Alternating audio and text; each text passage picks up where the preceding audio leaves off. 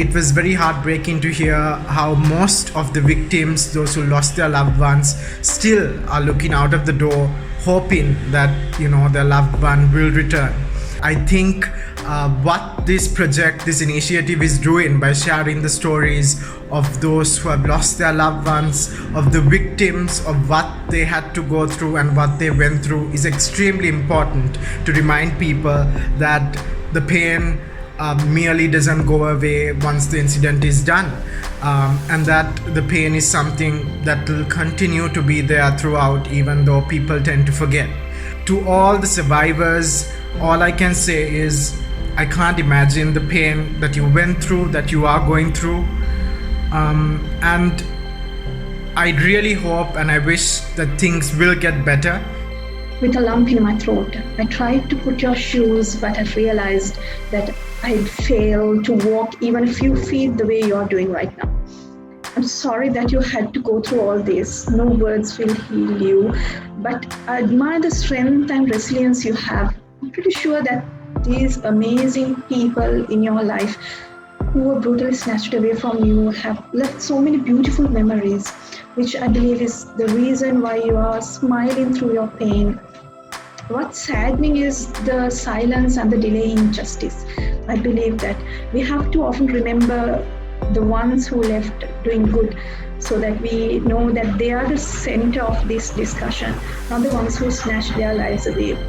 They're speaking one language, that's hate. So let us stand against terrorism in one voice. As a Muslim and a fellow human being with roots in Sri Lanka, I apologize and send my deep condolences. I understand the tragedy and trauma visited upon you by my co-religionists, and all I can do at this stage is to apologize for what happened. And as you have well expressed already, you realize this is not the work or the fault of the Muslim community, but it is the work of a misguided few who are following the dictates of who or what we still do not know. The trauma, I'm sure, still lingers, but yet I did not see any one of the people who were interviewed display hatred towards those individuals who so brutally change their lives in just a fraction of a moment. As someone who has lived through a quarter-century war in Sri Lanka, bomb blasts and terrorism is nothing new to me, personally. But when the Easter Sunday attacks happened, there was a sense of confusion and disbelief initially, because we had taken the freedom for granted and we were very complacent about things that were happening around us. And I think the fact that we must never forget that the reason we had over 250 innocent people dying from this attack was because of the irresponsibility and the incompetence of our leaders, who did not heed the continuous warnings that were given in this regard. Even though we may have not been directly impacted by it, we too should not forget it. I can't imagine going through what every survivor may have gone through. Every time I start watching it, I have my heart rate going really high because I get super emotional, and then while I watch, I am drenched with tears.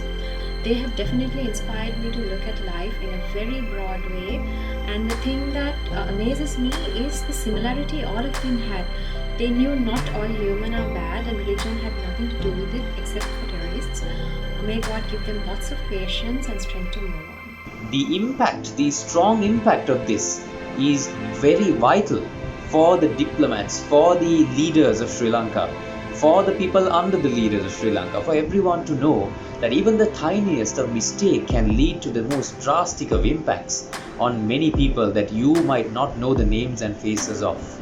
I have to commend this movement for inspiring within me as well a certain new form of emotion, because we've heard of these stories on television, but never have we ever seen or heard them up close with such immense detail. Talking to the survivors, I have to say that all of you are beautiful souls. All of you are brave. I know that most people will stand for you, will be with you, will share empathy and sympathy for you, but I have to tell all of you, nobody will ever tell your stories like you do. It is because of that tragic moment, yes, but you are all brave because of those tragic moments you went through. That is why our stories will be heard, your stories will be heard, and that is why you will make sure, you will be the ambassadors to make sure that Sri Lanka never repeats this again, to make sure that history never repeats again.